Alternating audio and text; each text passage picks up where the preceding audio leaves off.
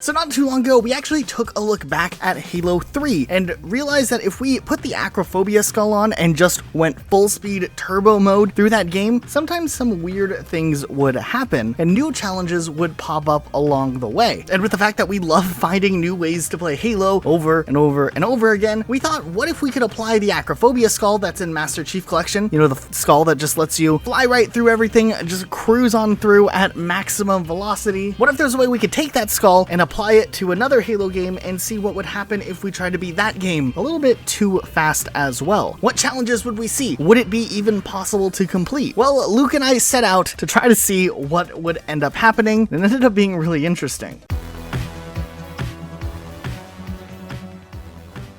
Make sure you are subscribed with notifications on. It does help us out a lot, and you get notified when our content goes out. So first things first, in the Master Chief Collection at the time of recording this, the Acrophobia skull is exclusive to Halo 3. It's not in any of the other Halo games yet, though for whatever reason, it's actually deep programmed into MCC, likely because the Acrophobia skull is a version of a tool that Bungie had back in the day when developing the Halo games. So if we were going to somehow take the Acrophobia skull out of Halo 3 and inject it into Halo 2, we would definitely have to become some hardcore hackers. We knew that that alone wouldn't be too easy, except a ton of other people already figured it out before we even looked at it. And as it turns out, if you're on the PC, literally all you have to do is copy like one line of code and just paste it somewhere else, and boom, you have Acrophobia skull enabled. Halo 2 was ready to go, and Luke and I hopped on the PC for one of our first ever PC playthroughs of a Halo game on this channel, and the Acrophobia skull definitely was very interesting. Okay, starting things off on Cairo Station, Luke had the pleasure of being the host, which means he had host advantage, and he didn't struggle nearly as much as I did with the Acrophobia skull enabled, because for whatever reason, it works just significantly better as the host. If you are not the host and you are playing along like I was in this case, I was just lagging behind, struggling to fly in most cases. We definitely thought we would just cruise right through all of the levels of the game, but Cairo Station has a ton of enclosed spaces, making it much harder to navigate, and we ran into one of the biggest issues we ran into whenever we're trying to get some really awesome times on this speedrun category that really isn't an official speedrun category, which is essentially because Halo 2 has so many cinematic moments, cutscene moments, or dialogue moments, whatever you want to call these moments, where you kind of have to wait around for the game to decide when you're able to move forward. It is a little frustrating at times, especially on Cairo Station, because we would run into a room at maximum speed and then just kind of sit there for a while. Though a little bit later on in the level, it did get a bit more interesting. We kind of flew around when we were able to get outside and bypass a little bit, flying straight down past all the buggers, trying to figure out the quickest way to get into that little airlock room. And interestingly enough, we didn't even kill all the enemies, and we flew into the airlock room and it closed behind us, allowing us to get back outside into the later part of the level. And we just flew past all of this as well. Then we pushed in, we got into the elevator that always has the door open in the direction that I'm never facing. We quickly took out the enemies there and beat this level. And while it definitely wasn't the fastest time, the time's on the screen, I don't have it right in front of me because it's not in our notes for whatever reason, but Luke added it in post. It was a decent enough start to get this run going, especially for people like us who aren't necessarily the best speedrunners in the world already, and we're just trying to see what happens. Going on to Outskirts, this is a level that already we have a lot of experience running just because of our under 3 hours legendary runs, so we know kind of more or less the main strategies that are used, but maybe there's a faster way to cruise through this. So right away, I died, so I was doing well, but Luke managed to fly around a little bit further, but he got lost in the first area somehow. So when I respawned, we kind of redirected, refocused, flew straight through Zanzibar Hotel, which is the main objective since there's invisible barriers everywhere around. You can't just fly over that area. You have to go through this hotel tunnel. The back section of this level doesn't necessarily load correctly, and we kind of just cruised along the beach, got to those tunnels, and this is probably my favorite part of this entire run, was just flying through the tunnels that you typically take a ghost in or whatever, and it just feels really cool. You feel kind of like, what if Master Chief was Superman or something? I don't know. It was just a cool thing that we got to experience. Nothing too notable happened here, but it was fun just cruising along. It actually seemed like there was a race that I didn't even know was existing, and Luke was talking about how he was going to beat my race time or whatever, and he got a little bit ahead of me because he had, you know, host advantage, and I was struggling to even stay airborne, but we did beat this level in just 2 minutes and 5 seconds, something we were kind of proud of. Okay, jumping on to Metropolis. We straight up just flew past literally everything at the beginning. We had to be careful though to not go too fast, because we do know from our soft locks video a while back fact that the scarab can cause a soft lock and we'd be stuck there and not be able to move forward, and we'd have to restart the entire level. Though we weren't really sure exactly if we would even be close to causing that to happen with the way that we were playing. But we finally wrapped our way forward to where the wraiths are. We jumped on those wraiths, took them out. Luke flew ahead to the end section of the level and then noticed the scarab wasn't coming for whatever reason. And since I was sure that we had to do something still to trigger the scarab, I went ahead and went through the building, hitting the trigger inside. The scarab turned the corner, and then we flew straight to the scarab, got inside of it because we wanted to plan a surprise ambush on those elites as soon as they would spawn in. Except we totally had no idea where the elites would spawn in. They kind of took us by surprise, but for the most part, we were able to clear them out. Luke did blow himself up at one point, but otherwise, we cleared this level really quickly with just 4 minutes and 58 seconds. Boom! Next level, the Arbiter. I fell off the map right off the bat. And Luke kills all of the, grunts and elites and stuff just because, speedrunning strats, right? Then we were trying to continue our strategies that we had remembered from back in the day, like skipping elevators and stuff like that, or hitting switches early. We definitely were going at a slower pace early on than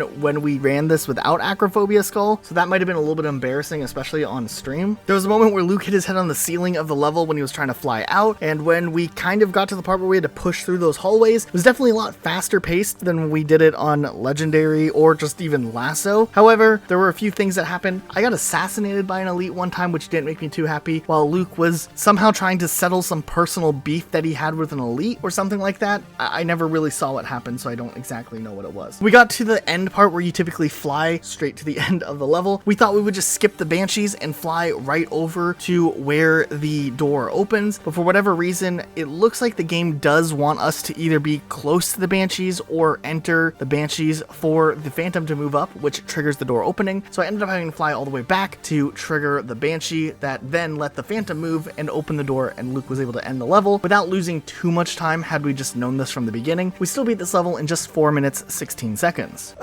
Back to the Oracle next, which is honestly one of my least favorite levels when it comes to Halo 2. There's a lot of tight hallways and a lot of waiting around in this level. When you're trying to do anything fast-paced or a faster-paced type of run for the level, it can be a little bit frustrating. And we kind of waited around for stuff to happen. We eventually moved up into the elevator room, and while Luke did all the killing, I kept just throwing myself over the edge of the map, trying to see when the death barrier for falling would despawn so we could eventually get to the lower level as quickly as possible and get off the elevator. It honestly didn't really get too far for us. It didn't really help us too much. As it turned out, we pretty much finally got to the under area around the same time as we typically would doing a normal speedrun strategy. We then had this long firefight section that we ended up holding out on for quite some time before pushing to the outside section, flying around indoors. Luke tried to get to the heretic early, which definitely did not work out for him. He just got oofed by a kill barrier, and I finished off the different flood that were in that room, and the next cutscene started loading in, and we had to remember to spam the A button just to make sure the game didn't crash here, because for whatever reason this cutscene likes to crash from time to time. After that, we flew up to the top. We did the elevator glitch, which involves an elevator being activated, one player standing under the elevator and then launching themselves up the elevator shaft, and since we had this skull on, we could fly the rest of the way up if we didn't do it right. And for the first time ever, Luke and I both went up to the upper levels to cut the cables, except we learned shortly after that the rest of the level will not work correctly if we both ended up going up. We don't really know what we did wrong, but we knew that if we didn't do it this way, it worked in the past. So we kind of reverted and we tried it again with just me up there and Luke waiting in this limbo area while I cut the cables. The level would then progress with everything falling. I would time my jump back in, loading the sequence where Luke was simultaneously, and we would then be not only invincible, but able to progress through the level. We flew ahead. Honestly, I was struggling to stay airborne for whatever reason, but Luke seemed to have some good momentum, and we got over to the heretic, and he kind of got completely oofed, clocking us in at a grand total time of 17 minutes and 31 seconds. That's actually not a good time at all, but it was the Oracle. Come on, cut us some slack. Going on to Delta Halo, we always have a lot of fun on this level, even though we think this level personally is cursed and always tries to break our game for whatever reason. However, when we started this, we already had our co-op experience from when we did our speedrun video, where we kind of split up and hit the loading checkpoints in our own order. However, we kept running into some big problems where when we reached the end of the level, Regret just wouldn't be in his chair, none of those elites would spawn in, Jackals wouldn't be there. So for whatever reason, we were missing one of our checkpoints that would typically cause the next loading sequence to load in. So even though I flew through the beginning area and Luke hit his loading sequences, we couldn't really figure out why the rest of the level wasn't triggering. We restarted this a couple of times just to see what type of time we could get, and what we suspect maybe started messing up these sequences was that when Luke was triggering his loading sequence by the waterfall, which he typically would do in a ghost, the ghost would need a second to boost up, and during that boosting time it would kind of fully load in that loading sequence, going off of the cue of hearing the sound of the waterfall. However, in this case, Luke would hear the sound of the waterfall, but since he had the speed of Acrophobia, he would fly past it and that loading sequence wouldn't always work correctly. So instead, we didn't really realize this till after the fact. Luke just went through the level normally, cutting across and skipping a large portion while I hit the early load sequences. We still were able to get to the end, this time with the enemies actually there, and even with these problems, we still had a clear of Delta Halo in just 1 minute 58 seconds. Okay, so with Regret, we kind of wanted to test out a few things just out of sheer curiosity, so we kind of got a little sidetracked early on, but it's okay. First, we flew straight to the end of the level, and when we were flying over there to see if we could maybe go right to where the Prophet was right away, we tried changing graphics for a moment to look through the window section, and it caused the game to crash. Sweet. So we started up again. Luke ended up actually triggering the first gondola while I went over to the end just to double check that things were in fact not there. They weren't. But after you trigger that first gondola, you can actually fly straight into that first area and trigger all of that stuff before the gondola even arrives, which does bring the elevator up much quicker. Then you do the underwater elevator ride, which you really can't skip, or we weren't at least aware of a way to skip it. We flew through the underwater section as quickly as possible, really only taking out the enemies that were directly in front of us, did the second underwater elevator ride, and essentially I just started beaming straight to the end structure while Luke was at the gondola, pressed the button and activated it just in case we needed it, even though we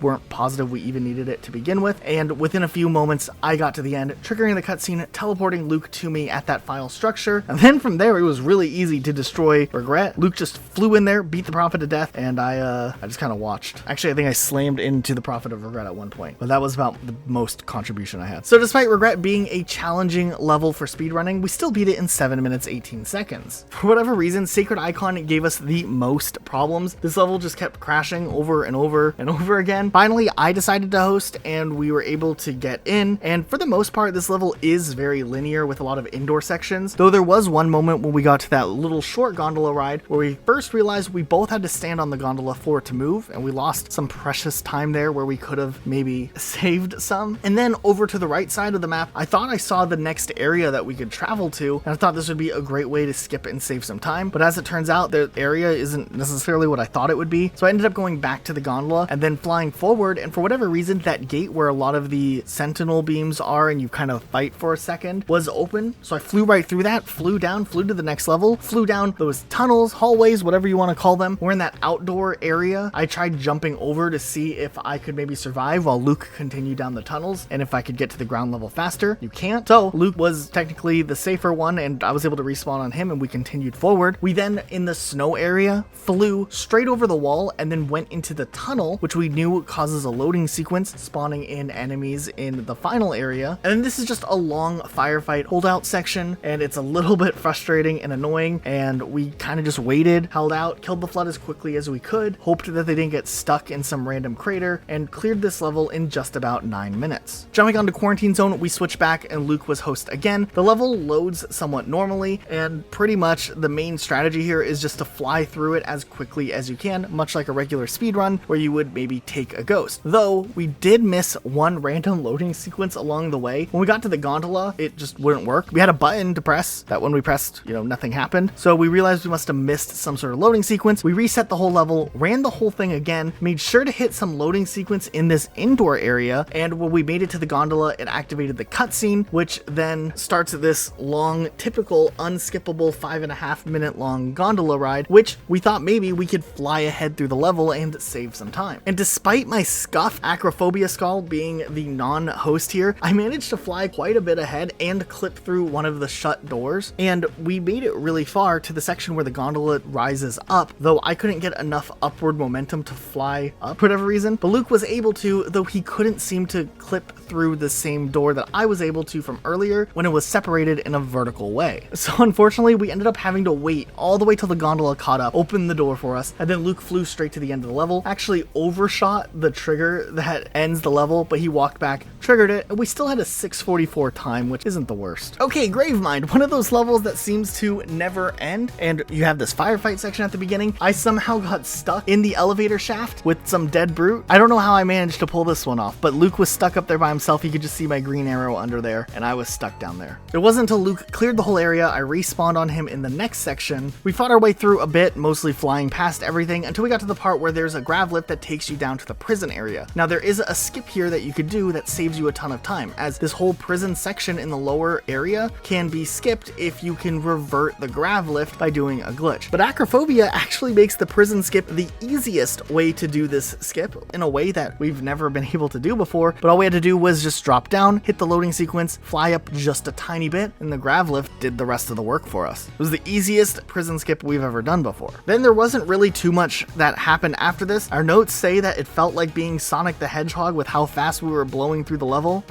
So that's interesting. And then in this final fight, we had a lot of stuff going on, and you have to clear all the enemies. And it seemed like since we passed up some of the hunters from the last area, they pushed up into the final fight as well, which added a little extra level of chaos. Still, nonetheless, it wasn't too hard to clear this area. But once you clear the area, the last wave of enemies will come up after Cortana says some stuff. You can just fly up to the end of the level, but you have to make sure you walk up the last few feet or else the level trigger won't happen for whatever reason. And we were able to complete Gravemind in just 8 minutes and 39 seconds. We were pretty proud of that one. So in general, when we go to Uprising, this is a level we always skip just because it's so easy to pull off. So typically we would do some grenade jumps, land on the cliffs, run alongside the ridgeline, and right around here, crouch over here, and we could beat the level in about a minute 35 seconds. But since we had Acrophobia, we thought we could save even more time, and we both ended up getting lost because we were so used to going one specific route, we weren't really sure what we were supposed to be looking for. So we did waste a little bit of time before we finally found the right cliff side. We crouched in the right place, though we could have just dropped to the door and it would have been a lot faster. And we still beat this level in a minute 14 seconds, faster than our normal time, but we felt like we could have done 30 seconds or something crazy like that had we actually known where we were going. Okay, so hi Charity, we were prepared to save a little bit of time as this level is pretty linear, but we felt like with the open spaces, we would be able to maybe move through it pretty fast. However, someone in our live stream chat said, hey, you could probably beat this in 15 seconds if you just go around by the spawn bump way, which we remembered trying to learn spawn bump as a strategy for our lasso video, which will cover those last two levels of Halo 2 that we haven't covered yet, along with Halo 1 and Halo 3, all in part 2. But we do know that there is a strategy that we've never done before where you can go with a flood and bump your way around the backside of the level and end the level pretty quickly. So what I ended up doing, since I had Acrophobia Skull, is I tried to test the waters to see what I could see or where I could go, and we flew around the backside of this level right from the spawn. We noticed some debris down below that was just floating there. So switching to new graphics, I was able to see the full platform that would be where you'd normally end the level, and I just kind of floated over where you would typically end the level, and sure enough, it triggered the end of the level, and we beat this level in 45 seconds, which was awesome. And then jumping on to the Great Journey, essentially we tried a lot of different things because we just wanted to test all of the possibilities. First thing, I wanted to go see what the final section of the level looked like if I could just fly there right away. Can't get in anywhere. We did find out that there was some Rex sign at the top of the building, which we never really noticed before. Luke went to go do a trick where you would despawn the wraiths that makes clearing the next section of the level much faster, though it didn't work and we ended up having to reset a few times. We explored a lot of this level also, kind of looking at the bridge section if you fly around and you go in and out, and we thought maybe we could save some time by skipping parts. For the most part, you have to beat this level in sequential order or you won't be able to have the level progress normally. So despite us messing around, trying different things to bypass some of the loading sequences, we pretty much learned that we spent more time trying to figure that out than it actually helped us. Once we finally pushed in though, past the brutes, across the bridge, into the area with all the prisoner elites, and then we got up to the scarab, we did a quick trick where we walked backwards into the level that would allow the wraiths to despawn into this final part, and we flew straight to the end building of the level where Luke waited by the main entrance for Sergeant Johnson to come around with the scarab and blast the door open, where I actually waited over where the Spectre glitch can be pulled off. And even though I didn't have a Spectre, I knew that if I dropped off a specific platform, I could trigger the final boss fight in this level as soon as that door was opened. So instead of Luke having to crawl through the indoor section, fight through the next room, and push down the hallway to trigger the boss fight, I literally just had to jump off the map at the right time, and I did it right, and sure enough, we just